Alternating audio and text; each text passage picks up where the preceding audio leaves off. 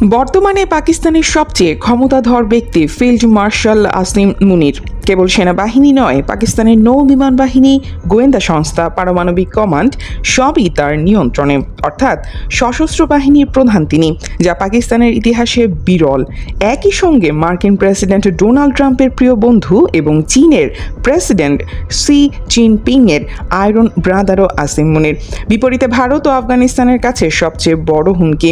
1968 সালে জন্ম নেওয়া 57 বছর বয়সী মুনির 2022 সালে পাকিস্তানের 11তম সেনাপ্রধান হন। নিউ ইয়র্ক টাইমস ও ওয়াশিংটন পোস্টের বিভিন্ন প্রতিবেদন থেকে জানা যায়, তার ব্যাপারে যুক্তরাষ্ট্রেরও বিশেষ আগ্রহ ছিল। 2025 সালের মে মাসে ভারতের সঙ্গে 4 দিনের যুদ্ধে ব্যাপক ভূমিকার জন্য প্রেসিডেন্ট আইয়ুব খানের পর পাকিস্তানের ইতিহাসে দ্বিতীয় ব্যক্তি হিসেবে ফিল্ড মার্শাল পদে উন্নীত করা হয় আসিম মুনিরকে। কার্যত মুনির এখন অপরিসীম ক্ষমতার অধিকারী। তার বিরুদ্ধে আদালতে কোনো মামলাও করা যাবে না। সংবিধানে বিশেষ সংশোধনী এনে তার জন্য সৃষ্টি করা হয়েছে সশস্ত্র বাহিনীর প্রধানের পদটি। শুধু তাই নয়, তার এই ফিল্ড মার্শাল পদবি ও পোশাক আজীবনের জন্য। অবসর গ্রহণের পরও নানান জনগুরুত্বপূর্ণ দায়িত্বে থাকবেন তিনি। মার্কিন প্রেসিডেন্ট ট্রাম্প প্রায়ই মুনিরকে তার প্রিয় ফিল্ড মার্শাল বলে উল্লেখ করেন। গত বছর পাকিস্তান ও ভারতের সংঘাত থামাতে যুক্তরাষ্ট্রের প্রচেষ্টার সময় তাদের ঘনিষ্ঠতা হয়। পরে জুনে ট্রাম্প এককভাবে মুনিরকে হোয়াইট হাউসে বিরল মধ্যাহ্নভোজ ও বৈঠকের আমন্ত্রণ জানান।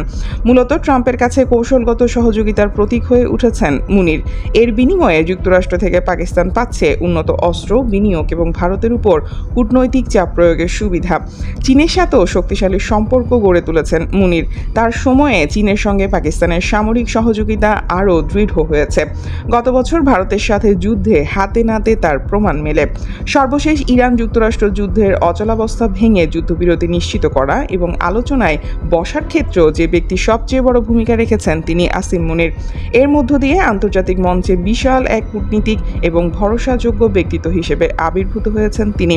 তবে পাকিস্তানের সাংবিধানিকভাবে মুনিরকে এত ক্ষমতা দেওয়ার বিষয়টিকে অনেক সমালোচকই সেনাবাহিনীর কাছে ক্ষমতা হস্তান্তর হিসেবে দেখছেন। অনেকের মতে এর মাধ্যমে গণতান্ত্রিক রূপান্তরের বদলে পাকিস্তানের রাজনীতিকে সামরিক বাহিনীর দিকে ঝুঁকিয়ে দেওয়া হয়েছে।